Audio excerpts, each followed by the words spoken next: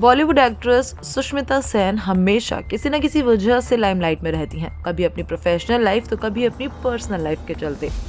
अब ऐसे में सुष्मिता सेन का एक रीसेंट इंटरव्यू वायरल हो रहा है जिसमें उन्होंने अपनी शादी पर रिएक्शन दे डाला है।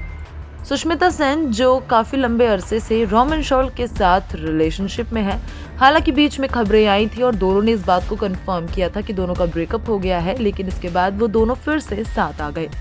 रोमन के साथ पैचअप के बाद फैंस को उम्मीद है कि अब दोनों शादी के बंधन में बन जाएंगे और इस वजह से सुष्मिता से अक्सर उनकी शादी पर रिएक्शन मांगा जाता है। रिसेंटली वो आर्या 3 के प्रमोशंस में बिजी थी और उसी बीच उनका एक इंटरव्यू सामने आया। उस इंटरव्यू में उन्होंने अपनी शादी पर रिएक्शन दिया और उन्होंने बताया कि उनका शादी करने का कोई प्लान नहीं है। सुष्मिता ने अपने रिएक्शन में कहा, मुझे पता है पूरी दुनिया चाहती है मैं इस बारे में सोचूं, इस स्टेज पर आके मुझे सेटल हो जाना चाहिए, मैं इस पर ध्यान नहीं देना चाहती। मैं इस बारे में बताना ज़रूरी समझती हूँ कि मैं शादी के इंस्टीट्यूशन को काफ़ी प्यार करती हूँ और इसकी रिस्पेक्ट करती हूँ और मुझे कुछ अनबिलीवेबल लोगों को जानने का सौभाग्य मिला, जिनमें मेरे आर्या के डायरेक्टर राम माधवानी और मेरी प्रोड्यूसर अमिता माधवानी भी शामिल हैं, जो उन सबसे खूबसूरत जोड़ों में से एक है जिन्हें मैं जानती हूँ।